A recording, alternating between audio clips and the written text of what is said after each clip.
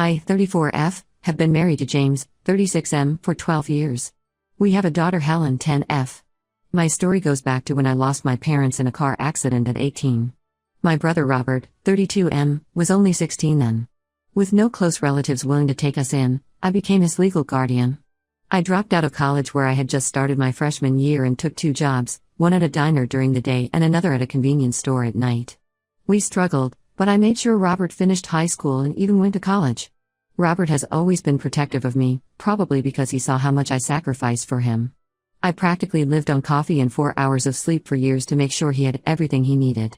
He would try to help by doing odd jobs after school, but I wanted him to focus on his studies. I met James when I was 22 at the diner where I still worked. He was a regular customer, always ordering the same breakfast, black coffee and blueberry pancakes. He was a junior associate at a prestigious law firm, charming and successful. He would leave generous tips and always had a kind word for everyone. After 2 months of daily visits, he finally asked me out. Robert was instantly suspicious when I introduced them. James seemed perfect, too perfect, according to Robert. He pointed out how James would subtly put down my job, suggesting I could do better if I went back to school.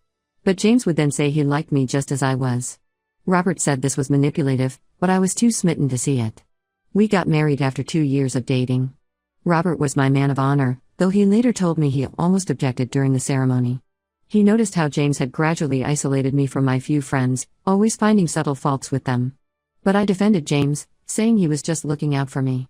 The early years of marriage were good. James encouraged me to take a part-time office job at his law firm, though he was clear he didn't want me going back to college. He said one career-focused person in the family was enough. When Helen was born, he insisted I quit to be a full-time mom. I agreed, thinking it was best for our daughter. Over the years, Robert maintained a close relationship with Helen and me, but kept his distance from James. He would take Helen out every weekend, teaching her to ride a bike, helping with her math homework, and being the fun uncle she adored. James would make passive-aggressive comments about Robert trying to play dad, but never directly confronted him. Last month, Robert's behavior changed. He started calling more frequently, asking detailed questions about James' schedule. He wanted to know if James really worked late every Thursday and Friday, if he actually had weekend conferences, and if I ever checked his credit card statements. I found his questions odd but assumed he was being overprotective as usual. James had been working longer hours at his firm, saying they had a major corporate case. He would come home late smelling of cologne, which he explained was from client meetings at upscale restaurants. I noticed new charges at high-end stores on our credit card, but he said they were gifts for clients. I trusted him completely. On Christmas Day, we hosted dinner at our house. Robert arrived early to help me cook, though he seemed tense. James texted that he had to stop by the office first to handle an emergency. When he finally arrived 3 hours late, Robert was already agitated. As James walked in wearing a new suit I had never seen, Robert confronted him in front of everyone, my in-laws, Helen, and some close family friends. He pulled out his phone and showed us dozens of pictures. James entering a hotel with a young woman. James kissing her in his car. James shopping with her at the same stores where he claimed to buy client gifts. Robert explained that his college friend had seen James with this woman multiple times at restaurants across town. Concerned, Robert hired a private investigator who tracked James for a month, documenting his affair in detail. James tried denying it at first, claiming the woman was a client. But when Robert played an audio recording of them in the hotel lobby clearly being intimate, James' facade cracked. He admitted to a 6-month affair with his colleague Angela, but claimed it meant nothing. Helen, who had been quietly watching everything unfold, burst into tears and ran to her room. I stood frozen, unable to process what was happening. Robert lost control and punched James, knocking him into our Christmas tree. My father-in-law tried to restrain Robert while my mother-in-law started screaming that I needed to control my violent brother. My in-laws quickly shifted to damage control mode. They said all successful men occasionally strayed, and I should be mature about it. My mother-in-law reminded me how lucky I was that James had married a waitress with no degree and given me a good life. She said I owed it to Helen to keep our family together. This enraged Robert further. He revealed that James had done this before. 3 years ago, Robert had suspected James was having an affair with another lawyer at his firm, but couldn't prove it. He had seen them together multiple times, but James always had excuses. When Robert tried to tell me then, James convinced me my brother was jealous of our success and trying to cause problems. James kept apologizing, saying Angela meant nothing and he would end it immediately. He blamed work stress, said he felt neglected because I focused too much on Helen, then switched to saying he would do anything to save our marriage. His parents nodded along, telling me to think of how divorce would hurt Helen. I looked at my daughter's Christmas presents still unopened under the fallen tree, at the family dinner getting cold on the table, at my husband's lipstick-stained collar he hadn't noticed, and felt my whole world crumbling. I asked everyone to leave, including James. He tried to argue, but Robert stepped between us, and James finally left with his parents. James has been staying with his parents, who keep calling to say I'm overreacting. Helen refuses to talk to him and cries herself to sleep. Robert wants me to divorce James immediately, offering to help with legal fees. I'm torn between my brother who sacrificed his youth helping me raise him and has always looked out for me, and my husband of 12 years who I thought I knew.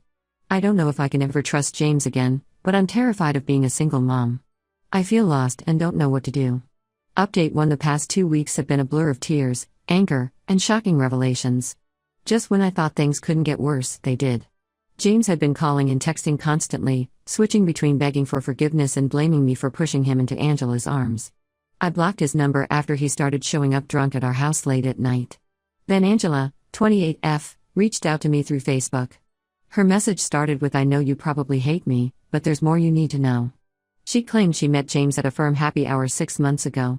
He told her he was separated and only living with me for our daughter's sake. According to him, we hadn't been intimate in years and were just keeping up appearances for his career. Angela sent me hundreds of screenshots of their conversations.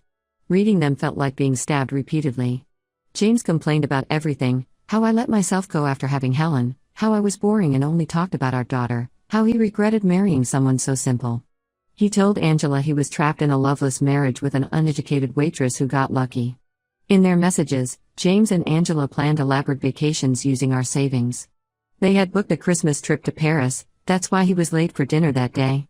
He had been at her place exchanging gifts before coming home.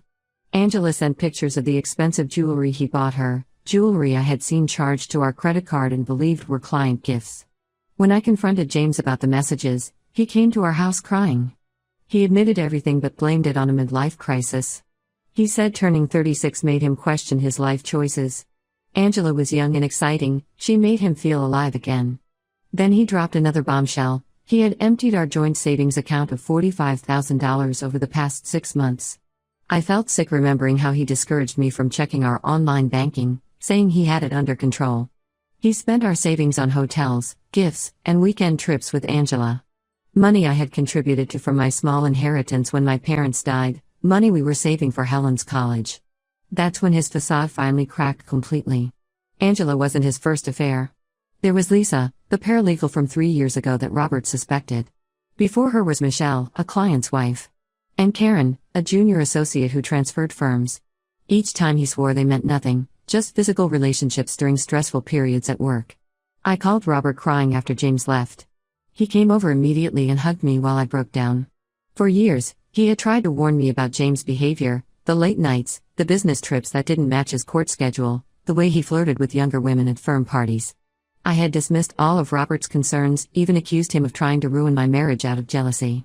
I contacted a divorce lawyer the next day. When James found out, his parents showed up unannounced at our house. They brought Helen an iPad and designer clothes, telling her that mommy is being unreasonable and daddy made a mistake but he loves us. My mother-in-law had the nerve to say I should be grateful James wanted to reconcile instead of trading me in for a younger model. Robert happened to be there and lost his temper. He told them their son was a serial cheater who stole our savings, and they were horrible people for defending him. My father-in-law threatened to cut Helen out of their will if I went through with the divorce. Robert literally pushed them out of the house and told them never to come back. The fallout has spread to our social circle. Most of our friends are from James' firm or his parents' country club. They're taking his side, saying marriage requires forgiveness and I'm being vindictive. One couple we've known for years told me that all men cheat and I should focus on why James strayed instead of playing the victim. Only Robert and my 2 closest friends from my waitressing days are supporting me. They've been taking turns staying with us since James still tries to show up unannounced. Helen is struggling badly. She overheard enough on Christmas to understand her father betrayed us, but she's too young to process it all. She's started having nightmares and her grades are dropping. I found her crying over old family photos yesterday.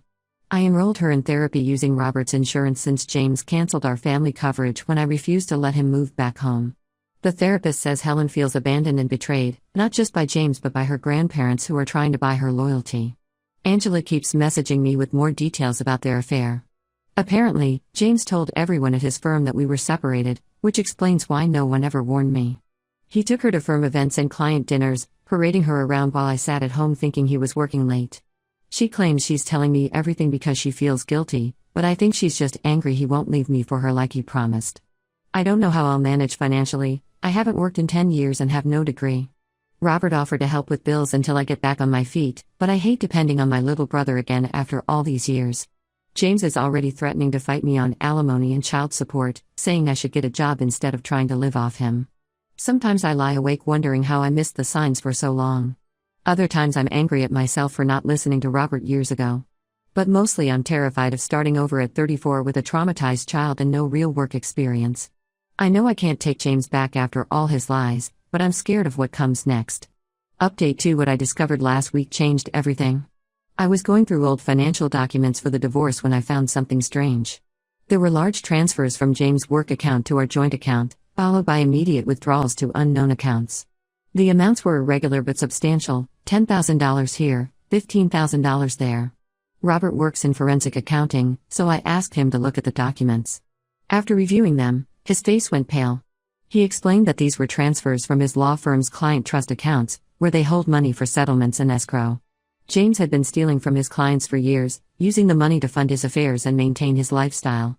The documents showed a clear pattern. James would transfer money from client accounts to ours, then quickly move it to secret accounts or withdraw it in cash.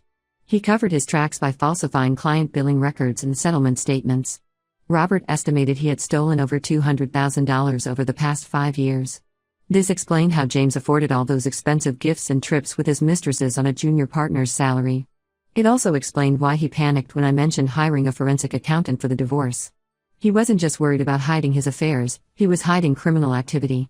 Robert helped me document everything and we anonymously reported it to the State Bar Association.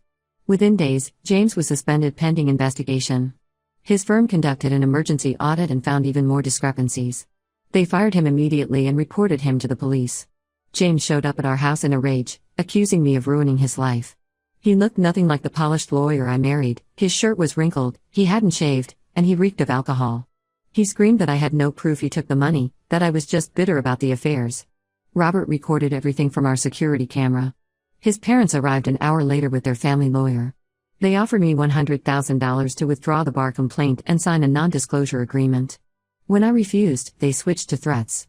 They said they would fight for full custody of Helen, claiming I was an unstable mother who coached my brother to create false evidence against their son. What they didn't know was that Helen was upstairs and heard everything.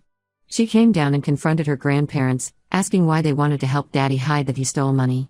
My mother-in-law tried to hug her, saying adults sometimes do complicated things for love. Helen pushed her away and told them she never wanted to see them again. The next day, James' firm sent letters to all affected clients admitting the theft.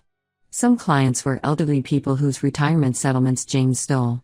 Others were children's trust funds he drained. His colleagues who defended his affairs suddenly went quiet when they realized he had stolen from their clients too. James is now facing disbarment and criminal charges. His lawyer advised him to take a plea deal, but his parents are pushing him to fight the charges.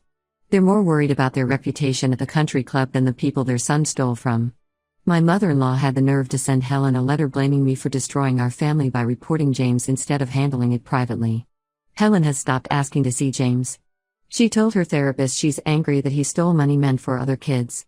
When he tried calling her, she refused to talk to him.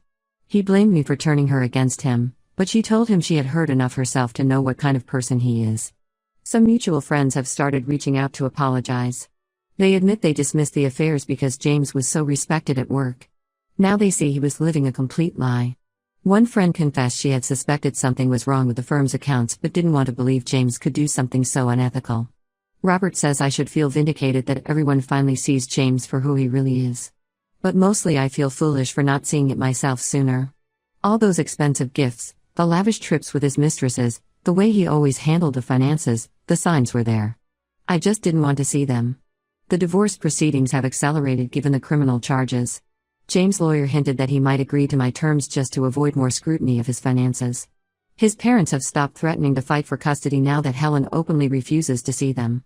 Their perfect family image is shattered and they're more concerned with damage control than actually helping their son face consequences.